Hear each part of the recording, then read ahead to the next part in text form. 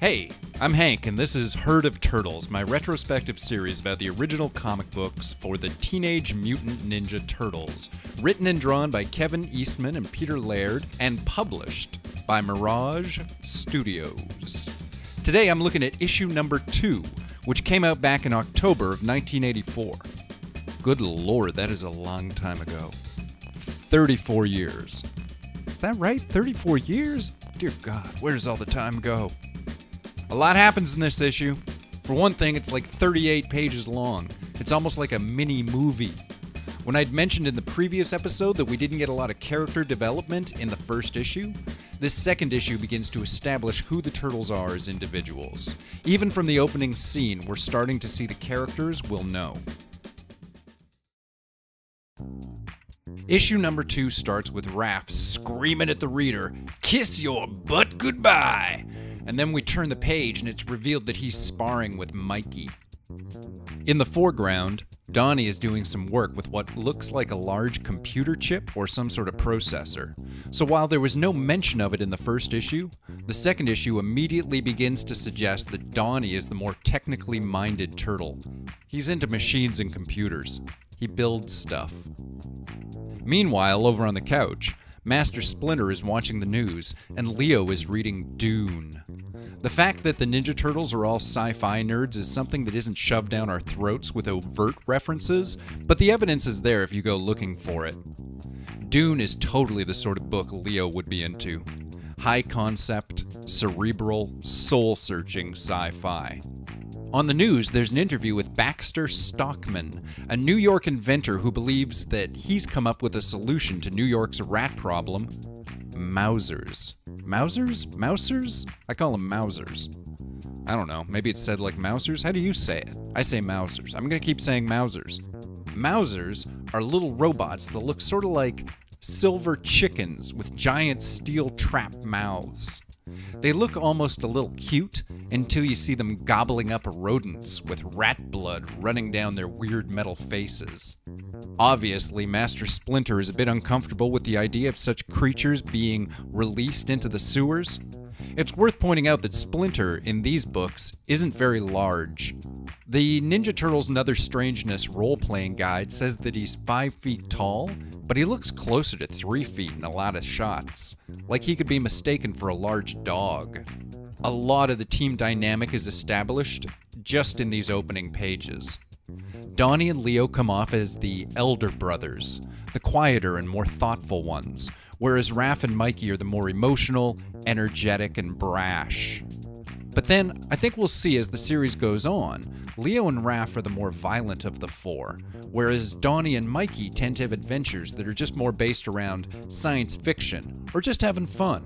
But hey, I'm not Napoleon Bonafrog and you're not Usagi Yojimbo, so let's not jump ahead. I did skip right past the part where we met Baxter Stockman's assistant, April O'Neil. Though I think she's just April in this issue, I've gone over it a few times and haven't found any reference to her last name. April is a computer programmer who looks to be in her early 20s, but more on her later. Once the news story is over, we cut to Baxter Stockman's lab, where April is telling Baxter about some recent bank robberies which were accomplished by somebody drilling small holes into the bank vaults. And April notes that the holes were about the size of one of their Mousers, and wonders if they could have done the robbing.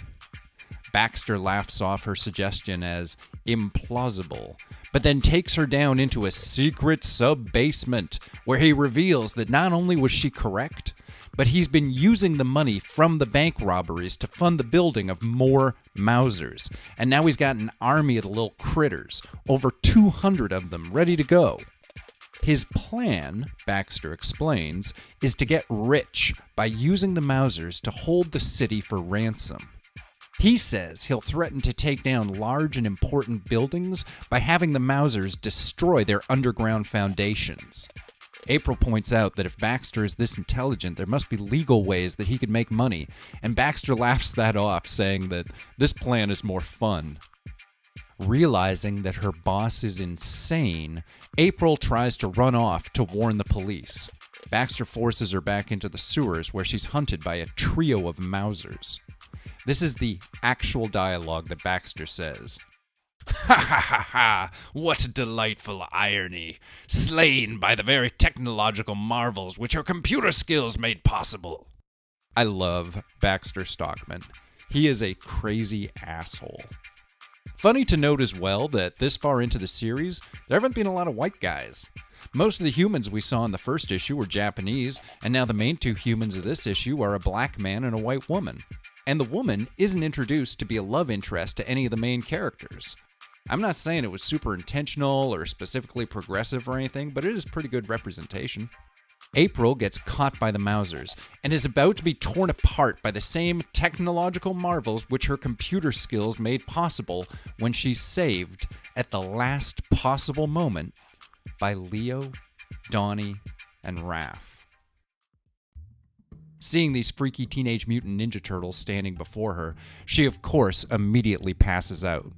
The guys take her back to their home, and once she wakes up, Splinter introduces everybody and tells her their whole backstory. I love the part where it cuts to an hour later and it's just April smiling and saying, "What a fantastic story." It's so cute. Back on the TV, Baxter Stockman has released a video to the press explaining his plan and his demands. Basically, he wants all the major businesses who have headquarters in New York to pay him off, or he'll destroy their buildings. To show he's serious, he has a bunch of his Mousers take out the foundations of an empty building, and the building collapses in on itself on live TV. Now, people realize this is happening. Shit just got real. And here's the kicker. He says that unless he's paid $20 million, he'll take down the World Trade Center. Jesus, you know? That part feels a little intense when you read it now. In the second issue of the original Ninja Turtle comic, a terrorist threatens to destroy the World Trade Center. Well, at least the Turtles were there to hear about this plan, and with April to guide them back into the secret lab, they head out to deal with Baxter Stockman. They sneak back into the lab and take Baxter captive. He seems more surprised that April is alive than that he's being held by a bunch of talking Ninja Turtles.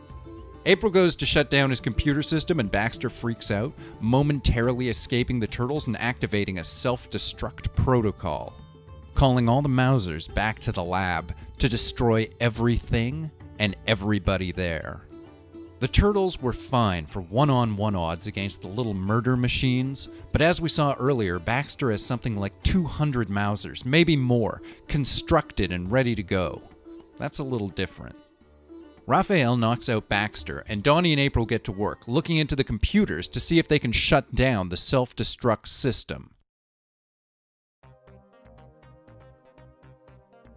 While searching the place, Raph finds some plastic explosives, which the Turtles use to blow up the entry tunnels, hoping to slow down the Mousers.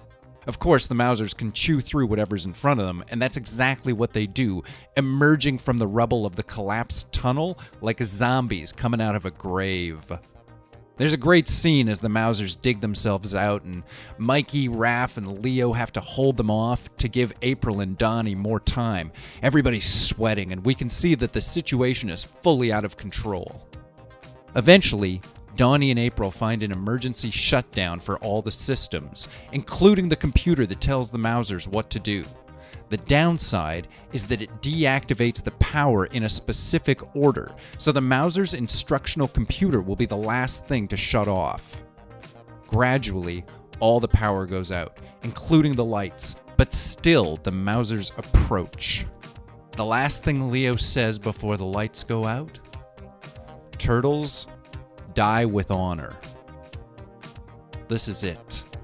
The place goes completely dark, and all we can see are the sound effects of violence. The Mousers chewing through the walls, the Turtles using their weapons. And then silence.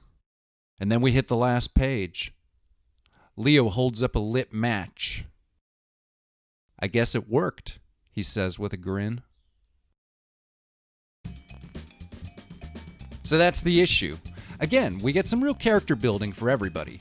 Raph is still the most energetic and aggressive. Donnie is into machines and computers. Leo's line, "Turtles, die with honor," tells you everything you need to know about that guy. Still a little light on Mikey. The Mousers are a classic element of the mythology, though they're always just a minor villain. Still, they make great cannon fodder if you're making a Ninja Turtle video game. Little killer robots that aren't very dangerous on their own, but can be lethal when traveling in packs. It's cool that a whole new cast of friends and foes was created for this book. Certainly, the Turtles could have just fought the Foot in every issue, and nobody would have been outraged. But instead, the story goes off in a weird, different direction. It doesn't follow a basic formula, and it makes for what feels like a more character-driven story. Simple, but effective. So, April. I love that April is just automatically on the team. She's cool with the Turtles, and she pulls her own weight.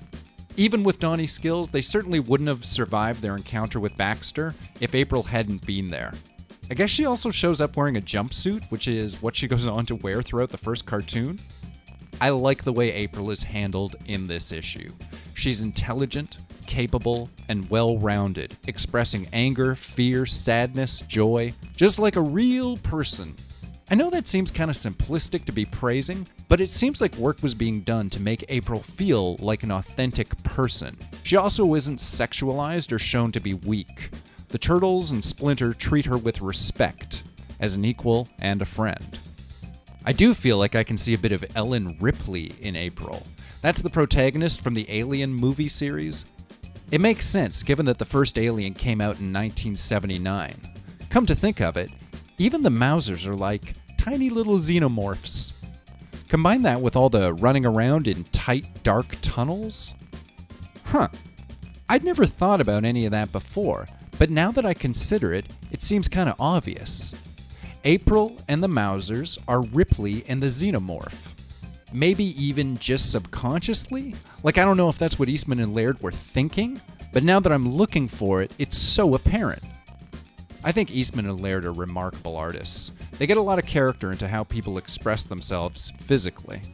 The art and the design of the Turtles has evolved from the first issue to the second.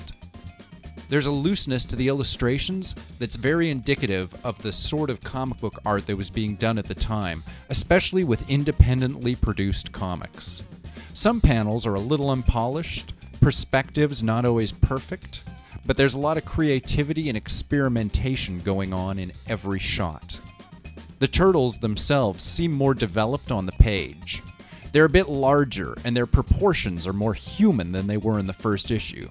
You can see Eastman and Laird growing more comfortable with the designs, and also still giving the depictions some room to grow. As with the first issue, there's a way to describe this comic that makes it sound like a joke. Ninja Turtles hunting robotic rat killers in the sewers of New York. But the comic never acts like any of it is funny. The Turtles and April are sweating when they're nearing death. They're putting up a fight. Nobody cracks a joke, not until everything's safe, and even then it's more of just a wry observation. So that's issue number 2 of Kevin Eastman and Peter Laird's Teenage Mutant Ninja Turtles. I think it's a great issue. It really begins to explore the narrative potential of the series beyond what was just established in the first issue. I'm Hank, and this has been Herd of Turtles. And now you have. So you can kiss your butt goodbye.